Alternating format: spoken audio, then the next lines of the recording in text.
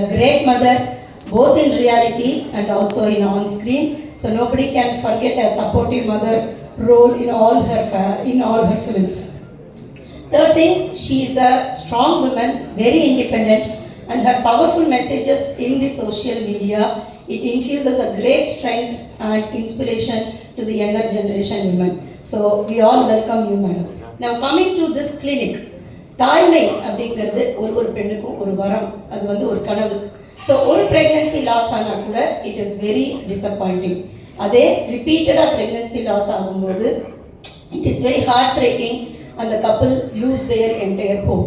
So is the launch of a dedicated recurrent pregnancy clinic. So இந்த name பற்றி நீங்கள் யோசிச்சிருப்பீங்க, எதனால இந்த வண்ணம் அப்படின்னு நம்ம யூஸ் பண்ணுவோம்னு. ரெயின்போ அப்படின்னாலே நமக்கு தெரியும், வானவில் நம்ம எல்லாருக்கும் பிடிக்கும். வானவில் அட்ராக்ஷனே அதோட கலர்ஸ் தான். அதே மாதிரி ஒரு வீடோ ஒரு ட்ரெஸ்ஸோ இல்லை லைஃபோ ரொம்ப பியூட்டிஃபுல்லாக இருந்தால் the expression we use is colorful. So ஒரு மதருக்கும் who have had previous bad experiences in their pregnancy, this clinic enables them to achieve their colorful dream of motherhood, and that is why this clinic is made for. And today's launch is mainly to introduce the awareness among the public and educate them and encourage them to come and access the medical care so that they can get the solutions. ரெண்டாவது விஷயம், இப்போ நிறைய நம்ம marriages are done between relations, அந்த மாதிரி இருக்கிறவங்கள இந்த மாதிரி ரிப்பீட்டட் ப்ரெக்னன்சி லாஸஸ் பார்க்குறோம். அதுக்கு ஒரு முக்கியமான காரணம் ஜெனட்டிக் ப்ராப்ளம்ஸாக இருக்கலாம். இப்போ with advancement in genetic technology we have wide range of genetic tests available, and also it has become more cost effective now, and those things should be utilized to give a better outcome for this couple. But ஆனால் ப்ராக்டிக்கலாக நம்ம patient கிட்ட பேசும்போது இந்த genetic test offer பண்ணும்போது they all are in denial. They don't want to accept the genetic problem and they don't want to go ahead with the test. So only an awareness will be able to change this attitude. I just want to take you through a few patients who we manage successfully in our hospital so that you can get a better understanding about this. Roughly ஒரு 2 to 5% of pregnancies it happens, and it can vary from எந்த வீக்ஸ்ல வேணா வரலாம். early pregnancies இருக்கலாம் இல்ல late pregnancies இருக்கலாம். Because அந்த cost கண்டுபிடிச்சா தான் நம்மளால அவங்களுக்கு பெட்டர் அவுட்கம் கொடுக்க முடியும். ஸோ இது one of the patients. She came to us in her 4th pregnancy. Already ஒரு 3 பேபிஸ் பாப்பாவை சுற்றி ஃப்ளூயிட் கலெக்ஷன் இருந்ததுனால they have lost the babies. அம்மாவோட பிளட் குரூப் RH நெகட்டிவாக இருந்துச்சு, ஃபாதரோட blood group RH positive. So அந்த அம்மா இந்த RH பாசிட்டிவ் செல்ஸ்னால சென்சிடைஸ் ஆகிட்டாங்க. அதனால இந்த பேபிஸ் ரிப்பீட்டடாக அனிமிக் ஆகி வயதுக்குள்ளேயே ஃப்ளூயிட் கரெக்டாக ஆரம்பிச்சு இறந்து போயிடுச்சு. ஸோ 4th pregnancy நம்மள்கிட்ட வரும்போது வாட் வாஸ் டிஃப்ரெண்ட். ஸோ வயதுக்குள்ளே இருக்கும்போதே நம்ம சில டெஸ்ட் வச்சு பேபியோட பிளட் குரூப் RH பாசிட்டிவ் அப்படிங்கிறத கண்டுபிடிச்சிட்டு ஸ்கேன்லேயே அந்த பாப்பாவுக்கு எப்போ அனீமியா செட் ஆகுது அப்படிங்கிறத ரொம்ப கேர்ஃபுல்லாக வாட்ச் பண்ணிக்கிட்டே இருந்தோம். 20 வாரம் வரும்போதே பாப்பா அனீமியா செட் ஆயிடுச்சு. ஸோ வயதுக்குள்ளேயே பேபிக்கு 3 பிளட் டிரான்ஸ்ஃபியூஷன் அரேஞ்ச் பண்ணினோம். சக்ஸஸ்ஃபுல்லாக போய் இந்த ப்ரெக்னன்சி கண்டினியூ டு 35 வீக்ஸ். 35 வீக்ஸில் அவங்க 2.2 kg பேபி டெலிவரி ஆகி NICUவில் 1 வாரம் வச்சு அப்பையும் பிளட் டிரான்ஸ்ஃபியூஷன் கொடுத்து baby was discharge after 1 week. So this is one success story. Second thing, similar complaints இருக்கிற ஒரு பேஷண்ட் மஸ்கட்லேருந்து ரெஃபர் ஆனாங்க. ஃபர்ஸ்ட் ப்ரெக்னன்சி 32 வாரத்தில் குழந்தை எந்த காரணமே தெரியாமல் வயிற்றுக்குள்ளே இறந்து போயிடுச்சு. 2வது ப்ரெக்னன்சி நம்மள்கிட்ட 25 வீக்ஸ் வந்தாங்க. போன கேஸ் சினாரியோவில் பார்த்த மாதிரியே தான் பேபியை சுற்றி நிறைய ஃப்ளூயிட் கலெக்ஷன் இருந்துச்சு. ஸோ மஸ்கட்டில் தே ஹவ் பீன் டோல்ட் இந்த ப்ரெக்னன்சிக்கு ப்ரெக்னோசிஸ் ரொம்ப புவர், அதனால இதை டெர்மினேட் பண்ணிடுங்க அப்படின்னு சொல்லி தான் இங்கே நம்மள்கிட்ட செகண்ட் ஒப்பீனியனுக்கு வந்தாங்க. ஸோ நம்ம ஹிஸ்ட்ரி கேட்கும்போது அவங்க ஹஸ்பண்ட் அண்ட் ஒய்ஃப் ரிலேஷனில் மேரேஜ் பண்ணியிருந்தாங்க அப்படின்னு நமக்கு தெரிய வந்துச்சு. So we did a detail scan இந்த ஃபீட்டல் மெடிசன் டிபார்ட்மெண்ட். குழந்தைக்கு ஹார்ட்லேயோ லங்லேயோ வேறு எங்கேயும் அப்நார்மாலிட்டி இல்லை, வேறு எந்த இன்ஃபெக்ஷனும் காரணம் இல்லை அப்படின்னு தெரிய வந்துச்சு. பிளட் குரூப் இன்கம்பேட்டபிலிட்டி இல்லை அப்படின்னு தெரிஞ்சதுக்கப்புறம் we had a strong suspicion of some genetic problem இருக்கணும் அப்படின்னு சொல்லி. ஸோ அதனால பேபியை சுற்றி ஃப்ளூயிட் டெஸ்ட் எடுத்து we send it for the lab, and luckily we identified இந்த பாப்பாக்கு பிறப்பிலேயே அவங்களோட ரத்த அணுக்கள் டிஃபரெண்டான ஷேப்பில் ஃபார்ம் ஆகிற ஜெனட்டிக் டிஃபெக்ட் தெரிய வந்துச்சு. அந்த மாதிரி டிஃபரெண்டாக ஷேப்பில் இருக்கிற பிளட் செல்ஸ் எல்லாம் தானே டெஸ்ட்ராய் ஆகி குழந்தைய அனீமிக் ஆகுது. ஸோ இந்த ப்ரெக்னன்சிலையும் நம்ம பேபிக்கு டிரான்ஸ்ஃபியூஷன் கொடுத்து 31 வீக்ஸ் கிட்டக்க 1.4 kg பேபியை டெலிவரி பண்ணினோம். With our extensive support from our NICU requiring multiple transfusion, this baby was discharged after 6 weeks and now the baby is 2 years and doing good. And நம்ம parent screen பண்ணும்போது 2 பேருமே இந்த டிஃபெக்ட்டுக்கு கேரியராக இருந்தாங்க. So இந்த information நமக்கு future ப்ரெக்னன்சிக்கும் அவங்களுக்கு guide பண்ணுறதுக்கு ஹெல்ப்ஃபுல்லாக இருக்கும். Third case it was an entirely different one. Third pregnancy எங்கள்கிட்ட வந்தாங்க. ஃபர்ஸ்ட் 2மே சிசேரியன். 2 பாப்பாக்குமே லங்ல ப்ராப்ளம் இருந்துச்சு. லங்ல இருக்கிற ப்ரெஷர்ஸ் அதிகமாக இருந்துச்சு. 2 பாப்பாமா பிறந்து 1லேருந்து 2 வாரத்தில் ப்ரீதிங் ப்ராப்ளம்னால இறந்துட்டாங்க. Again we had a strong suspicion of a genetic cause. So there are extensive genetic testing, whole exome sequencing சொல்லுவோம். அதில் இருக்கிற எல்லா ஜீன்ஸையும் டெஸ்ட் பண்ணி பார்க்கும்போது அவங்க பேரண்ட்ஸ் 2 பேருக்குமே 3 ஜீனில் டிஃபெக்ட் இருந்துச்சு. அந்த மாதிரி இருக்கும்போது அடுத்த ப்ரெக்னன்சியில் திரும்ப ப்ராப்ளம் வர்றதுக்கான chances more than 75%. So extensive counseling அப்புறம் we offered the couple donor egg, அதாவது வாடகை முட்டை வாங்கி பிரெக்னன்சி, ஏன்னா இந்த கேரியர் செயினை பிரேக் பண்ணாதான் அடுத்த பிரெக்னன்சி சக்ஸஸ்ஃபுல்லாக கொடுக்க முடியும். அதுக்கு அக்ரி பண்ணி டோனர் எக்கில் அவங்க கன்சீவ் ஆனாங்க. பிரெக்னன்சி 30 வீக்ஸ் வரைக்கும் நல்லா போச்சு. அதுக்கப்புறம் mother suddenly developed high blood pressure and renal problem. So we had to deliver in a critical condition 1.14 kg. Again, baby was treated intensively in NICU and discharged after 4 weeks and the baby is doing well now without any problem. So last case, very interesting. தேனிலேருந்து இந்த patient வந்தாங்க. 34-year-old. அவங்களுக்கு already 5 தடவை miscarriage including 3 preterm labour. அவங்களோட யூட்ரஸோட shape வந்து ஒரு by பர்த்தே வந்து ஒரு டிஃப்ரெண்ட்டான ஷேப், பைகார்பரேட் யூட்ரஸ்ன்னு சொல்லுவோம். இந்த மாதிரி இருக்கிறவங்களுக்கு ரிப்பீட்டடாக ப்ரீடேர்ம் லேபர் ஆகும். ஸோ அவங்களுக்கு ஒரு குழந்தை தவிர மிச்சம் எல்லா குழந்தையும் இறந்து போயிடுச்சு. ஸோ நம்மள்ட்ட செகண்ட் ஒப்பீனியன் வந்தப்போ காம்ப்ளிகேஷன்ஸ் எல்லாம் எக்ஸ்பிளைன் பண்ணிட்டு அவங்களுக்கு கர்ப்பப்பை வாயில் ஸ்டிச்சு போட்டு லேபர் ப்ரீடேர்ம் லேபர் போகாமல் ப்ரிவெண்ட் பண்ணுறதுக்காக பண்ணிடும். ஸோ கேர்ஃபுல் மானிட்டரிங் பண்ணி அந்த pregnancy continued successfully till 38 weeks. சிசேரியனில் 3.1 kg டெலிவரி பண்ணாங்க.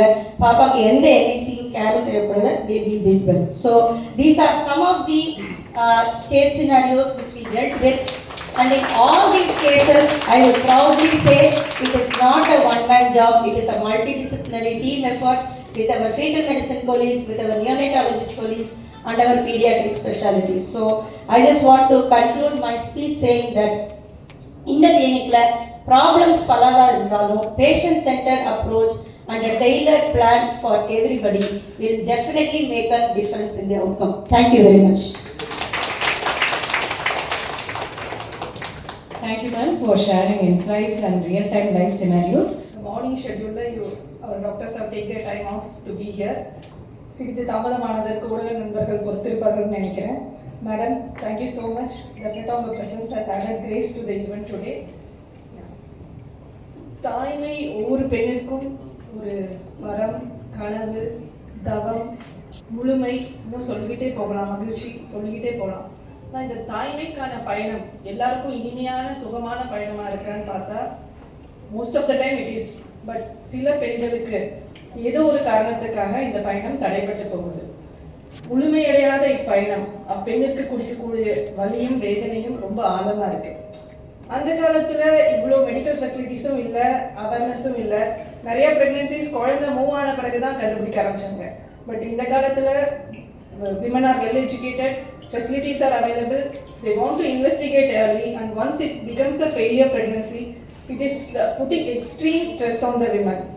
So she puts the blame on herself, she is feeling guilty, she is searching for reason. இதால ஆயிருக்குமோ, அதால ஆயிருக்குமோ, என்னால ப்ரிவென்ட் பண்ணியிருக்க முடியுமோ அப்படிங்கிற குற்ற உணர்ச்சியும் அவங்களை ரொம்ப பாதிக்குது.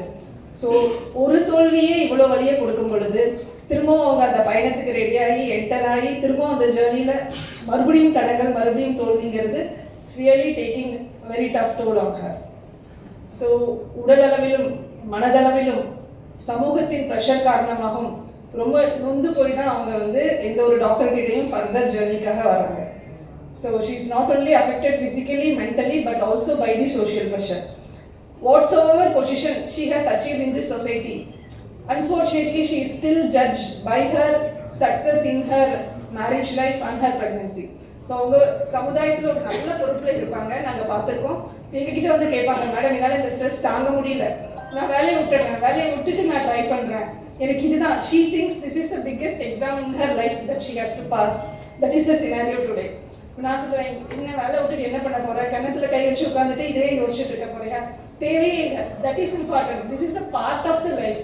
Still you have lot more to achieve. Don't get stressed about this. We are here to help you.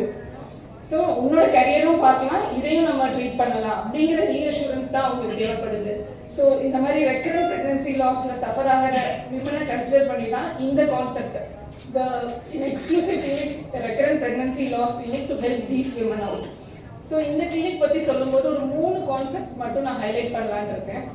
One thing is what these women need. They just need our ears to hear. They need some empathy. அவங்க சொல்றத 10ஓட 11 கேட்டுட்டு போற doctor அவங்க விரும்புறது இல்லை. கொஞ்சம் each patient is different, each loss is different, as has been explained already by the madam. So நம்ம ஒரு காது கொடுத்து கேட்குறோம், எஸ் இதை நீ இந்த அண்டர்கோ பண்ணியிருக்க, we understood that we want to help you அப்படிங்கிற reassurance, we will be there with you through all the treatments. வந்த உடனே ஒரு லிஸ்ட் ஆஃப் இன்வெஸ்டிகேஷன் கொடுத்துட்டு இந்த ப்ராப்ளம் இருக்கலாம், இதுதான் ட்ரீட்மெண்ட் அப்படிங்கிறத விட உனக்கு இந்த பிரச்சனை இருக்கலாம், இல்லாமலும் இருக்கலாம். நிறைய பேருக்கு 2-3 கருக்கலைப்புகள் நடந்தாலும் பிரெக்னன்சி லாஸ் ஆனாலும் அவங்க சக்சஸ்ஃபுல்லாக அந்த பிரெக்னன்சி அண்டர்கோ பண்ணுறதுக்கான வாய்ப்புகள் தான் அதிகம் அப்படிங்கிற பாசிட்டிவ் ரீஅஷூரன்ஸ் கொடுக்க ஒரு ஆள் தேவைப்படுது. That empathy is the cornerstone of recurrent pregnancy loss clinic, I suppose. So we are here to hear you, we are here to guide you அப்படிங்கிற கான்ஃபிடன்ஸை கொடுத்தாலே அந்த பாசிட்டிவிட்டியே it helps her to go through this fearful journey again. So number 1 is empathy. Number 2 is excellence. Yeah, the expertise of the team. Not only, yes, the obstetrician is the plays the central role. நாங்க evaluate பண்றோம், அவங்களோட high risk, modifiable factor, non modifiable factor எல்லாமே analyse பண்ணி அவங்கள பர்ஃபெக்ட்டா ஒரு ஜர்னிக்குள்ள கூட்டிட்டு போகணும்னு நினைக்கிறோம். நாங்க மட்டும் இதை தனியா பண்ணணும்னு நினைக்கிறது இல்லை. மேடம் சொன்ன மாதிரி இப்போ medicine has evolved so much. Foetal medicine is growing like anything. குழந்தை கருவில் இருக்கும் பொழுதே நன்றாக இருக்கிறதா, பிரச்சனை இருக்கிறதா, பிரச்சனை இருந்தால் அதை ட்ரீட் பண்ணக்கூடிய வாய்ப்பு எவ்வளோ பெரிய விஷயம். வயிற்றுல இருக்க குழந்தைக்கு நம்ம ட்ரீட்மெண்ட் கொடுக்குறோம். மேடம் சொன்னது ரிப்பீட்டட் லாஸ், 28 வாரம், 22 வாரம், 18 வாரம் குழந்தை இறந்துட்டே இருக்கு.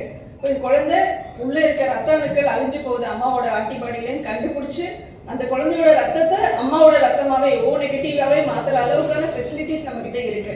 ஸோ எல்லாமே அட்வான்ஸ்மெண்ட் இருக்கு அப்படிங்கிறத வந்து அவங்க சொல்ல வைக்கிறோம். இந்த fetal medicine unit is really a backbone for this management of this high risk pregnancies. Then we have a very strong neonatology support. எவ்வளோதான் கவனமா பார்த்துட்டாலும், எவ்வளோதான் கேர்ஃபுல்லாக அந்த ப்ரெக்னன்சி எடுத்துட்டு போனாலும் அந்த ஜர்னியில எப்போ வேணாலும் ஆக்சிடென்ட் ஆகலாம். ஸோ எந்த ஸ்டேஜில் வேணாலும் அந்த குழந்தைய நம்ம டெலிவரி பண்ணுற ஸ்டேஜில் வரலாம். 24 வாரம், 25 வாரம், 28 வாரம், 32 வாரம் ஆனால் சரியாக வளர்ச்சி இல்லாத குழந்தை எந்த ஸ்டேஜில் கொடுத்தாலும் அந்த குழந்தை பச்சிளம் குழந்தையை ரிசீவ் பண்ணி அதுக்கான ப்ராப்பர் கேர் கொடுக்கக்கூடிய ஒரு ஸ்ட்ராங்கான நியூரோனேட்டல் டீம் ரொம்ப அவசியம். அப்புறம் ஜெனடிக்ஸ், நிறைய lot of unanswered questions have been answered by genetics today. நிறைய காரணங்களே கண்டுபிடிக்க முடியாத இலக்குகளுக்கு இன்னைக்கு நம்மளால ஒரு காரணம் அசைன் பண்ண முடியுது. ஓ இந்த பாப்பா இந்த காரணத்தால இறந்துட்டாங்க, ஸோ அந்த ஜெனடிக் ப்ராப்ளம் அவங்க அப்பா அம்மாவுக்கு இருக்கா கண்டுபிடிச்சு அதை இனிமேல் ஃபியூச்சர்ல வரப்போற குழந்தைக்கு இருக்குமா, அதை மாற்ற முடியாது நம்மளால, பட் இருக்கா இல்லையா, இந்த குழந்தை ஆரோக்கியமான குழந்தையான்னு கண்டுபிடிக்கிறதுக்குரிய genetic facilities available. So all these team effort makes the journey perfect for the lady. So team expertise is very important. And last but not the least, the facility. So நம்ம என்னதான் anticipate பண்ணாலும் avoid பண்ணாலும் she will land up in some trouble.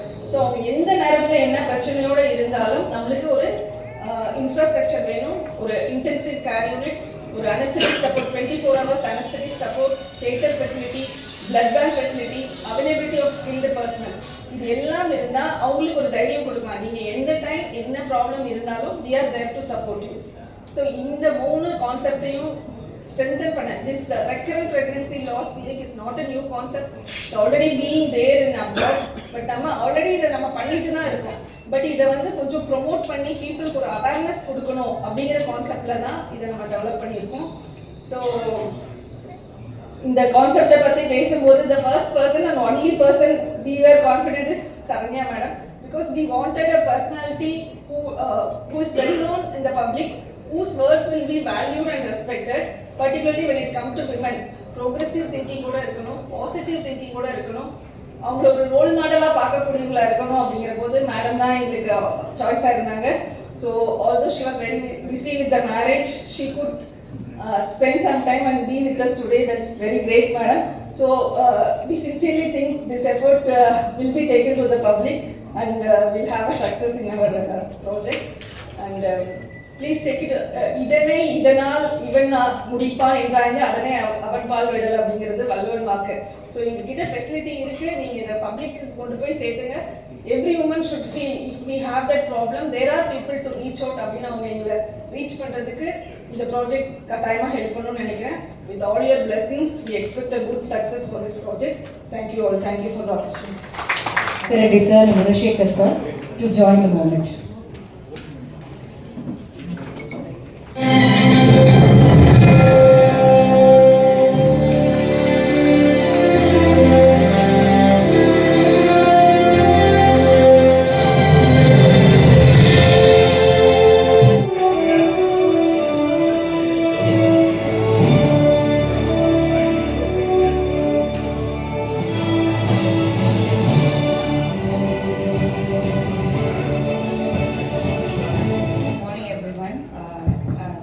Thank you for this wonderful opportunity to the Rainbow and Mrs. Martin to share my experience in my pregnancy, before pregnancy and after pregnancy. எனக்கு வந்து 2015 May month marriage ஆச்சு. After that 2016 I got conceived and after 6 months the pregnancy is going good only.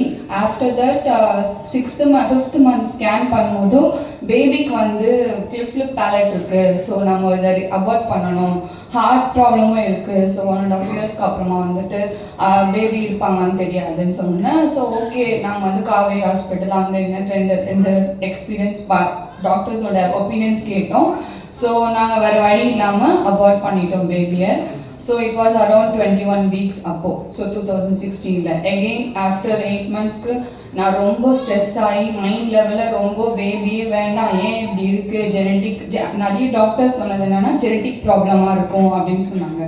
After that நான் அதுலேருந்து கொஞ்சம் கொஞ்சமாக வெளியில் வந்து after 8 monthsக்கு அப்புறம் again I got pregnant without knowing. So அப்போ வந்து பார்த்தீங்கன்னா கன்ஜாயிண்ட் ட்வின்ஸ் இருந்தாங்க அங்கே. அதில் ஒரு பேபி நல்லா ஃபார்ம் ஆயிருந்தாங்க, ஒரு பேபி ஹாஃப் தான் ஃபார்ம் ஆயிருந்தாங்க. ஸோ ஒரு பேபிக்கு லெக் இல்லை, ஒரு ஹார்ட்டில் ஃபங்க்ஷன் ஆகிட்டு இருந்தாங்க. ஸோ அகெயின் வந்து அடாப்சி பண்ணிடலாம் இதை அப்போ வந்து 11 weeks ப்ரெக்னன்சி. ஸோ இது வந்து நேச்சுரல் டெலிவரி பண்ணி அடாப்சி ட்ரை பண்ணி பார்க்கலாம். ஸோ அப்போ வந்து நம்ம கண்டுபிடிக்கலாம் ரெண்டுத்துக்கும் ஏற்ற மாதிரி அப்படின்னு சொன்னாங்க. ஸோ அகெயின் வேறு வழி இல்லாமல் நாங்கள் அதையும் அண்டர்கான் பண்ணி நேச்சுரலாக அதை டெலிவர் பண்ணி அந்த பேபியை அடாப்சி பண்ணோம். ஸோ ஃபர்ஸ்ட் ப்ரெக்னன்சிக்கும் செகண்ட் ப்ரெக்னன்சிக்கும் எந்த டிஃப்ரென்ஸுமே இல்லை, எதுவுமே கண்டுபிடிக்க முடியல, ரெண்டுமே டிஃப்ரெண்ட்டாக தான் இருக்குது அப்படின்னு சொன்னாங்க. ஸோ ஆஃப்டர் தட் நான் மைண்ட் லெவலில் நானும் என் ஹஸ்பண்டும் ரொம்பவே வந்து ஸ்ட்ரெஸ் ஆக ஆரம்பித்தோம். எங்களுக்குள்ள ப்ராப்ளம்ஸ் வர ஆரம்பிச்சது. வெளியே வெளியே வந்து எங்களால் ஃபேஸ் பண்ண முடியல, யாருமே என்ன ப்ராப்ளம் தெரியலையேன்னு சொல்லி எங்களுக்குள்ளேயே இருந்துச்சு. ஒரு கட்டத்தில் எனக்கு பேபியே வேண்டாம் அப்படின்னு நாங்கள் முடிவு பண்ணிட்டோம். ஸோ அப்படியே போயிட்டு இருந்துச்சு எங்கள் லைஃப் ஒரு 4 years. 2 years பேக் நான் நிறைய பேர் சொல்லி கேட்டது வந்து ரெயின்போக்கு போயேன், உனக்கு வந்து நல்லா சக்ஸஸ் ஆகும், ரெயின்போக்கு போயேன், குழந்தையே பிறக்காது அப்படின்னு சொன்னவங்களுக்கு ட்வின்ஸ் பேபி பிறக்க வச்சாங்க, அங்கே போய் பாருன்னு நான் கேட்டது ரெயின்போ ஹாஸ்பிட்டல் பற்றி மட்டும்தான். சரி ஓகே, ஒரு கட்டத்தில் என் ஃப்ரெண்ட் வந்து என்னை ரெஃபர் பண்ணான். அவளும் இங்கே தான் டெலிவர் பண்ணா, மேம் தான் அவளுக்கு டெலிவர் பண்ணாங்க. 2 boys இப்போ இருக்காங்க அவளுக்கு. சரி ஓகே, போய் தான் பார்ப்போமே அப்படின்னு சொல்லிட்டு ஒரு சான்ஸ் மேம் கிட்ட மார்னிங் மேம் தான் வேணும்னு சொல்லி நான் வந்தேன். ஆஃப்டர் தட் மேம் எங்களோட ஹிஸ்ட்ரி எல்லாமே கேட்டாங்க. எந்த இடத்துலையுமே வந்து எனக்கு ஒரு அவங்க கிட்ட நான் அப்பாயின்மெண்ட் வர என்னோட ப்ராப்ளம்ஸ் என்னன்னு எனக்கு புரிய வச்சாங்க. நான் அவங்க கிட்ட வரும்போது சிவியர் PCOS ப்ராப்ளமா அண்டர் ப்ரெஷரில் ஸ்ட்ரெஸ்ஸில் வெயிட் அகெயின் அதிகமாகி நான் வந்தேன். அப்புறம் ஃபாலிகுலர் ஸ்டடி பண்ணாங்க. உனக்கு இதுதான் பிரச்சனை, உன்னோட பாடியை நீ டயட் பண்ணணும், நீ இப்படி சாப்பிடணும், medicine. Apart from that ma'am எனக்கு என் உடம்பை பற்றி ஃபுல்லாகவே புரிய வச்சாங்க. என்ன எனக்குள்ளே இருக்குது, நான் எதை எடுத்துகிட்டு வெளியே போடணும், எதை நான் கேஷுவலாக எடுத்துக்கணும், சோஷியலை நான் வெளியே பப்ளிக்காக எப்படி நான் முதல்ல ஃபேஸ் பண்ணணும், எல்லாமே இப்போ தான் உனக்கு மேரேஜ் ஆகிருக்கு அப்படின்ற லெவல் வரைக்கும் நீ யோசி அப்படின்னு சொல்லி மேம் எனக்கு ஃபுல் கைடன்ஸ் பண்ணாங்க. அப்படியே போயிட்டு தான் இருந்துச்சு 1 இயர். அப்போவே எனக்கு என்ன இது 1 இயர் ஆகுது, எதுவுமே இன்னும் இம்ப்ரூவ்மெண்ட்டே இல்லையே. சரி ஓகே, இன்னுமே மைண்ட் லெவலில் நான் இன்னும் ரெடி பண்ணவே ஆரம்பித்தேன். மேமும் எனக்கு அடுத்தது வர வர வர இன்னுமே எனக்கு அந்த டயட் பற்றியும் எனக்கு பாசிட்டிவாக ரிவ்யூஸ் கொடுத்துட்டே தான் வந்தாங்க. திடீர்னு பார்க்கும்போது எனக்கு ஸ்கிப் ஆயிடுச்சு பீரியட். லாஸ்ட் மே 2025 எனக்கு பீரியட் ஸ்கிப் ஆச்சு. அப்போ நான் உண்மையாகவே பயந்தது என்னன்னா திருப்பியும் எனக்கு ஹார்மோன் ப்ராப்ளம் வந்துருச்சுன்னு பார்த்தேன். பட் ஆனால் அன்ஃபார்ச்சுனேட்டாக நான் நினச்ச மாதிரி நான் நேச்சுரல் கன்செப்ஷன் ஆனேன் அந்த இடத்துல. நிஜமாக சொல்கிறேன், இது கண்டிப்பாக டயட் அண்ட் மேமோட எக்ஸ்பீரியன்ஸ் எல்லாமேனால எனக்கு கண்டிப்பாக நேச்சுரல் கன்செப்ஷன் நான் நினைக்காத ஒன்று என் லைஃப்பில் நடக்குமா, இல்லை நம்ம ட்ரீட்மெண்ட் தான் போகணும், ஐவிஎஃப் தான் போகணும்னு நினச்சிட்டு என் மைண்டுக்கு மேம் கொடுத்தது இந்த ரெயின்போ ஹாஸ்பிட்டல் கைட் பண்ணது கொடுத்த கிஃப்ட் நேச்சுரல் கன்செப்ஷன். நான் கன்சீவ் ஆனேன். எல்லா என்னோட ஸ்கேன்ஸ் எல்லாமே ப்ராப்பராக இதுதான். இந்த குரோமோசோம் டெஸ்ட்லேருந்து எல்லா டெஸ்ட்டுமே மேம் எடுத்தாங்க. ஒவ்வொரு வாட்டி ஸ்கேனுக்கு நான் பயப்படுவேன். பட் ஆனால் ஸ்கேன் ரூம் விட்டு வெளியே வரும்போது நான் ஹாப்பியாக தான் வெளியே வந்தேன். Jan 2 நான் பாய் பேபி டெலிவரி பண்ணேன். ஸோ இது வந்து என்னோட experience in Rainbow. And thanks to Mathangi ma'am. நான் இப்போ நிறைய பேருக்கு ரெஃபர் பண்ணுறதுனால அந்த ரெயின்போ ஹாஸ்பிட்டலுக்கு நானே இப்போ என் ஃப்ரெண்ட்ஸ்க்கு ரெஃபர் பண்ணேன். இந்த மேம் ரெஃபர் பண்ணேன். இன்னும் பெஸ்ட் டாக்டர்ஸ் இங்கே இருக்காங்க. இதனால நான் என்ன இங்கே பப்ளிக்கு சொல்ல வரேன்னா, இந்த ரெயின்போவில் நமக்கு வெளியே நினைப்பாங்க ஃபெசிலிட்டி இல்லையே என்ன பண்ணுறதுன்னு நினைப்பாங்க. ஆனால் இந்த ரெயின்போவில் எல்லா ஃபெசிலிட்டியுமே இருக்குது. நீங்கள் இங்கே வந்து யூஸ் பண்ணீங்கன்னா ஜெனட்டிக்காவும் சரி, குரோமோசோம் அப்நார்மலிட்டிஸும் சரி, என்ன பிரச்சனையோ முன்னாடியே கண்டுபிடிச்சி கண்டிப்பாக ஒவ்வொருத்தரும் பாசிட்டிவ் சக்ஸஸ்ஃபுல் ப்ரெக்னன்சியில் இந்த ஹாஸ்பிட்டலுக்கு கண்டிப்பாக வெளியே போக முடியும். ஸோ எல்லாரும் மேம் டாக்டர் சொன்ன மாதிரி தாய்மைன்றது வந்து ஒரு பெரிய வரம். அந்த வரத்தை இப்போ நான் வந்து என் கையில் பேபியோட நான் வச்சுட்டு இருக்கேன். இதில் நான் ரொம்ப தேங்க்ஃபுல்லாக ஃபீல் பண்ணுறேன். Thank you so much.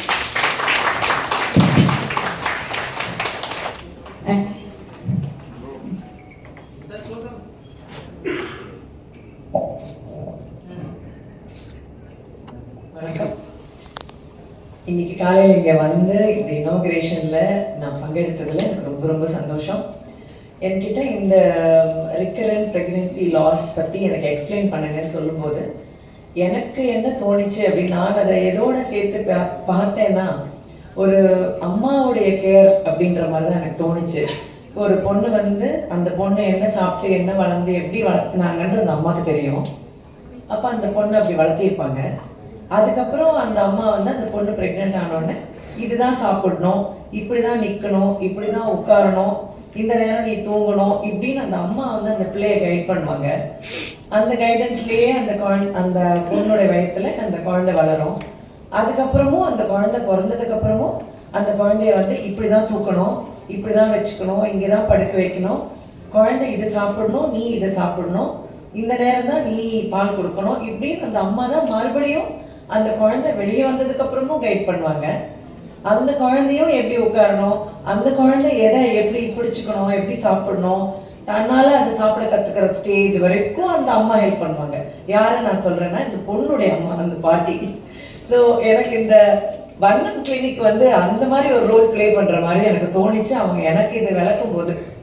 ஏன்னா அது துவக்கத்துலேருந்தே ஒருத்தர்கிட்டையும் அவங்க ப்ரெக்னென்சி ஆகிறது போது ஃபஸ்ட்டு ஸ்டெப்லேயே நீங்கள் என்ன பண்ணணும், இப்போ நீங்கள் உங்களுக்கு எல்லா டெஸ்ட்டும் பண்ணி பார்க்கறது, அவங்களுக்கு என்னென்ன இருக்குது, ஓகே நீங்கள் இந்த ட்ராக்ல இருக்கீங்க, நீங்கள் இந்த கைடன்ஸில் போகணும் அப்படின்னு அவங்கள ஒரு ட்ராக்ல கைட் பண்ணுறது, என்ன பிரச்சனைன்னு கண்டுபிடிச்சி அந்த கைட் பண்ணும்போது நீங்கள் ரெஃபர் பண்ணி நீங்கள் இந்த ஆஸ்பத்திரி போகணும், நீங்கள் அந்த டாக்டரை பார்க்கணும் அப்படி சொல்லாமல் நீங்கள் இங்கே உட்காருங்க, நாங்களே யார் உங்களை பார்க்கணுமோ அவங்களை இப்போ இந்த ரூம் கூப்பிட்டு வரோன்ற மாதிரி அந்த டாக்டர் அங்கேயே வந்து அவங்கள பார்க்குற மாதிரியும், என்ன டெஸ்ட் எடுக்கணும் அதுக்கு நீங்கள் இந்த ஆஸ்பத்திரி போகணும் அப்படி சொல்லாமல் அதையுமே நீங்கள் இங்கேயே உட்காந்துருங்க, நாங்களே வந்து இந்த டெஸ்ட் எடுக்கிறோன்னு சொல்லி.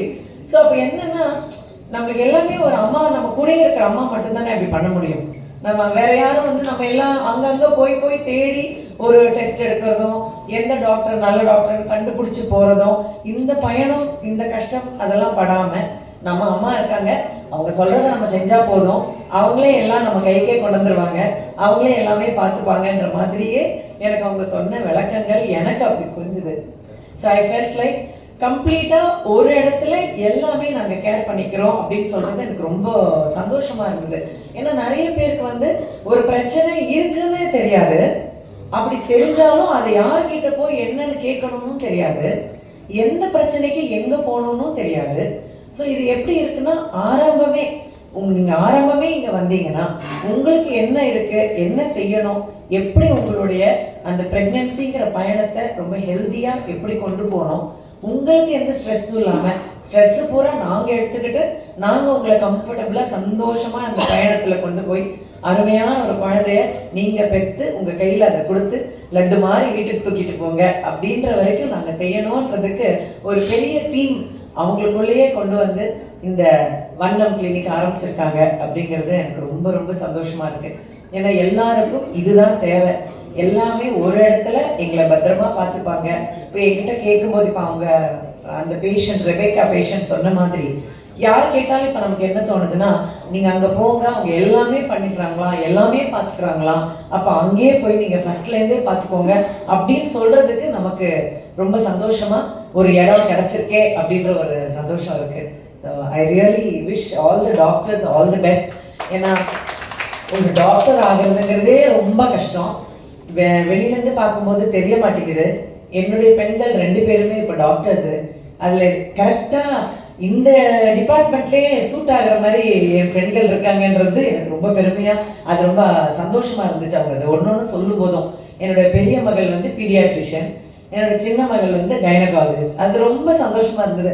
2 டிபார்ட்மெண்ட் தான் இது பண்ணுறாங்களா அப்படின்னு, இந்த வண்ணம் கிளினிக் பண்ணுறாங்களா அப்படிங்கிறதும் எனக்கு ரொம்ப சந்தோஷமாக இருக்கும். ஸோ இப்போ இந்த படிக்கும்போது என்ன பாடுபடுறாங்க இதெல்லாம் வெளியிலேருந்து பார்க்குறவங்களுக்கு தெரியாது. நான் அதை பார்த்து ஒரு டாக்டர் எவ்வளோ கஷ்டம், ஒரு ஸ்டேஜும் படிப்பு எவ்வளோ கஷ்டம். இன்னைக்கு வந்து என்னுடைய சன்னின்லாம் வந்து கண் மருத்துவர், அவர் ஆப்தமாலஜிஸ்ட். ஸோ அவர் இன்னைக்கு ஒரு கான்ஃபரன்ஸ்க்கு வந்திருக்காரு. காலையில் கிளம்புறாரு, டிஃபன் கொடுத்துட்டு இருக்கும்போது நான் இப்போ கிளம்பணும், இல்லை என்னை திட்டுவாங்கன்னாரு. எனக்கு ஒரு நிமிஷம் யோசித்தேன், திட்டுவாங்களா அப்படின்னு. பாருங்க, எந்த ஸ்டேஜ்லையும் திட்டுவாங்கன்னு பயப்படுறாங்க பாருங்க. ஸோ அது மற்றவங்களுக்கெல்லாம் இது தெரியல. சின்ன வேலை செய்கிறவங்க கூட அவங்களுக்கு இது புரிய மாட்டேங்குது. எவ்வளோ பெரிய டாக்டர் திட்டுவாங்கன்னு பயந்து ஓடுறாங்க. ஸோ அது வந்து அவங்களுக்கு வேலை அவ்வளோ கஷ்டங்கிறது கண்ணால் பார்க்கும்போது எனக்கு தெரியுது. ஸோ இவ்வளோ கஷ்டப்படுறவங்க, இவ்வளோ படிக்கிறவங்க எந்த தப்பும் பண்ண மாட்டாங்க, நம்பி அவங்க கிட்ட உட்காந்துக்கலான்ற ஃபீலெல்லாம் எனக்கு இப்போ இன்னும் நிறைய ஆயிடுச்சு. So I really wish all the doctors God's grace. கடவுளுடைய, ஏன்னா எல்லாத்துக்கும் பின்னாடி கடவுளுடைய ஒரு ஆசீர்வாதம் கண்டிப்பாக வேணும். அதை தான் கைராசிங்கிறாங்க. ஸோ அதுதான் அந்த ஆசீர்வாதம். ஸோ எல்லா டாக்டர்ஸ்க்கும் இந்த வண்ணம் கிளினிக்கில் கடவுளுடைய ஆசீர்வாதம் நிறைய இருக்கணும். அவங்க இன்னும் நிறைய பேருக்கு இந்த மாதிரி குழந்தை இறந்து போகிற பேரண்ட்ஸ்க்கு, கஷ்டங்கள் வரவங்களுக்கு நிறைய இந்த மாதிரி அற்புதங்கள் செஞ்சு நிறைய தாய்மார்கள் அருமையாக குழந்தை பெற்றெடுத்து இதில் மன கஷ்டங்கள் இருக்கும் இல்லையா, அதையும் இவங்க கவுன்சில் பண்ணி சமாதானம் பண்ணி பேசி சந்தோஷத்தை கொடுக்குறாங்கன்றது அதை விட பெரிய சந்தோஷம். நம்ம சும்மா ஒரு ட்ரீட்மெண்ட் கொடுக்குன்னா அது பத்தாது. ட்ரீட்மெண்ட்னால மட்டும் எல்லாமே சால்வ் ஆகாது. மன நிம்மதி, நம்ம கொடுக்குற வார்த்தைகள், நம்ம பேசுகிற வார்த்தைகளில் கிடைக்கிற ரீஅஷூரன்ஸ், பரவாயில்ல அப்போ இப்படியெல்லாம் செய்வாங்க போல அப்படின்னு கொடுக்குற அந்த வார்த்தை, இதெல்லாமும் டாக்டர்ஸ்க்கு கடவுள் கொடுக்குற ஒரு பெரிய வரப்பிரசாதம். அவங்க பேசுறதால பேஷண்ட்ஸ் வந்து அவங்க மேலே நம்பிக்கை வர்றது. ஸோ இந்த எல்லா அருளும் கடவுள் இவங்க எல்லாருக்கும் கொடுக்கணும் அப்படின்னு நான் வேண்டிக்கிறேன். I wish all the doctors all the best. And வண்ணம் கிளினிக் ஒரு பெரிய லெவலில் ஃப்ளரிஷ் ஆகி நிறைய பேருக்கு இதால் குழந்தை பிறந்து எங்கே எல்லா இடத்துலையுமே உங்களை பற்றி பேசணும், அந்த வெற்றி நீங்கள் பல லெவலில் அடையணும்னு நான் வாழ்த்துறேன். அண்ட் இந்த ஃபங்க்ஷனுக்கு என்னை இன்வைட் பண்ண மாதவி மேம்க்கு தேங்க்யூ வெரி மச். அண்ட் என்ன ரொம்ப சந்தோஷமாக இருக்குது. இவ்வளோ ஒரு நல்ல காரியத்துக்கு நம்ம வந்திருக்கோமே அப்படிங்கிறதுல எனக்கு ரொம்ப சந்தோஷம். ஸோ நிறைய பேருக்கு நிறைய நல்லது நடக்கணும்னு வாழ்த்துறேன். Thank you very much. Thank you, madam, for your inspiring words. Your words have proved the reason why we had invited you as a chief guest. நீங்க ஒரு எங்க கிளினிக்கோட பர்பஸும் எங்க பர்த் ரைட்டோட ரியாலிட்டி, எங்க ரெயின்போ ஹாஸ்பிட்டல் பத்தி எல்லாத்தையும் அழகா புரிஞ்சு டாக்டர்ஸ் இதில் ரொம்ப அழகா சொல்லிட்டீங்க மேம். ரொம்ப தேங்க்யூ.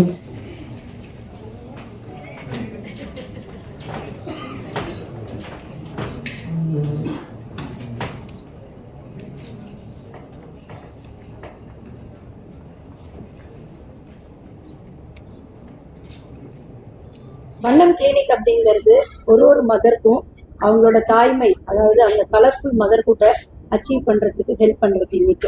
ஸோ இதில் வந்து நம்ம ஸ்பெசிஃபிக்காக ஏற்கனவே ப்ராப்ளம் இருக்கிறவங்கள மட்டும் பார்க்கறது இல்லை, இதுக்கு முன்னாடி பிரச்சனையே இல்லாதவங்களுக்கும் பிரச்சனை வர்றதுக்கு முன்னாடி என்னென்ன ப்ராப்ளம்ஸ் இருக்கலாம், அவங்க வந்து ஒரு நெகட்டிவ் ஈவெண்ட்டை சந்திக்கிறதுக்கு முன்னாடியே நம்ம என்னென்ன டெஸ்ட் பண்ண முடியும் பண்ணி அவங்களுக்கு ப்ரெடிக்ட் பண்ணி இந்த பிரச்சனை இருந்தால் இந்த ப்ரிவென்ஷன் பண்ணணும் அப்படின்னு சொல்கிறதுக்கும் திஸ் கிளினிக் ஸ்டாண்ட்ஸ் ஃபார்.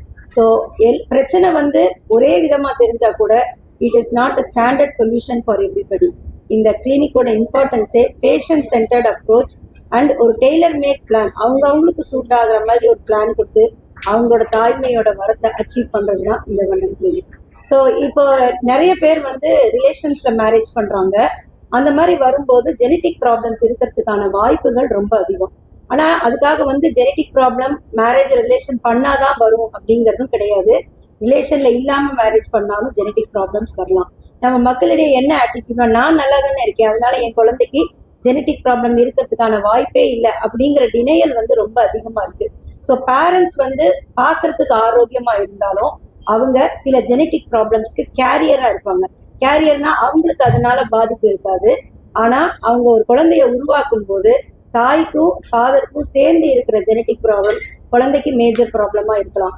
இதோட ஸ்க்ரீனிங் வந்து நம்ம ஐடியலாக ப்ரெக்னன்சிக்கு முன்னாடியே பண்ணினோம்னா எத்தனை % அந்த பேபி அஃபெக்டாக இருக்க அந்த ரிஸ்க்குங்கிறத நம்ம துல்லியமாக சொல்ல முடியும்.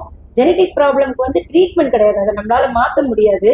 ஆனால் 13 வாரத்திலேயே அது இருக்கா இல்லையா அப்படிங்கிறத கண்டுபிடிக்கும் போது லேட்டாக திடீர்னு சர்ப்ரைஸ் ஆகி ஒரு 28 வாரத்தில் புது ப்ராப்ளம் கண்டுபிடிக்கும் போது அந்த தாய்க்கு வந்து ரொம்ப ஹார்ட் பிரேக்கிங்காக இருக்கும். ஸோ 13 வீக்ஸ்லேயே இருக்கா இல்லையான்னு கண்டுபிடிச்சிட்டோன்னா இல்லை அப்படிங்கும்போது பீஸ்ஃபுல்லான ஜேர்னியை நம்மளால கொண்டு போக முடியும். ஸோ வி ரெக்வஸ்ட் என்னன்னா, ஜெனட்டிக் டெஸ்ட்டை ப்ரெக்னன்சியில் செய்யறதுக்கு பதிலாக பிஃபோர் ப்ரெக்னன்சி நம்ம இதை செஞ்சோம்னா it will be very useful to identify யாருக்கு எவ்வளோ % பிரச்சனை வரும் அப்படிங்கிறதும். இப்போ அட்வான்ஸ்மெண்ட்ல நிறைய டெஸ்ட் வந்திருக்குது அண்ட் முன்னாடியை விட இப்போ they are more cost effective. அதனால ஸோ ஜெனட்டிக் ப்ராப்ளம்ஸ் இருக்கிறது இல்லை அப்படின்னு மறுக்கிறத விட அதை தெரிஞ்சுக்கிட்டு அதுக்கான சொல்யூஷன்ஸ் போகிறது தான் நல்லது. எல்லாத்துக்குமே IVF pregnancy is not a solution. சில ஜெனட்டிக் ப்ராப்ளம்ஸ்க்கு நான் இப்போ காமிச்ச மாதிரி IVF may be a solution. மிச்சவங்களுக்குலாம் வந்து we can only diagnose and if there is not a problem we can successfully continue the pregnancy. நம்ம இப்போ வந்து போதை கலாச்சாரம் வந்து அதிகமா இருக்கு. இதனால தாய்மைக்கு ப்ராப்ளம் இருக்கா எப்படி? ஜென்ரலாகவே வந்து சிகரெட் ஸ்மோக்கிங், ஆல்கஹால், போதைப் பொருட்கள் இது எல்லாமே உடம்புக்கு கெடுதி. அது ப்ரெக்னென்ட் மதர்ஸ்ன்னு இல்லை, லேடிஸ்ன்னு இல்லை, எல்லாருக்குமே சொசைட்டியில். ஸோ ப்ரெக்னன்சி அதுவும் ட்ரை பண்ண போகிறோன்னா இது எல்லாத்தையுமே ஸ்டாப் பண்ணிட்டு நல்ல ஒரு ஹெல்த்தியான லைஃப் ஸ்டைல் பண்ணுறது தான் ரொம்ப முக்கியமான விஷயம்.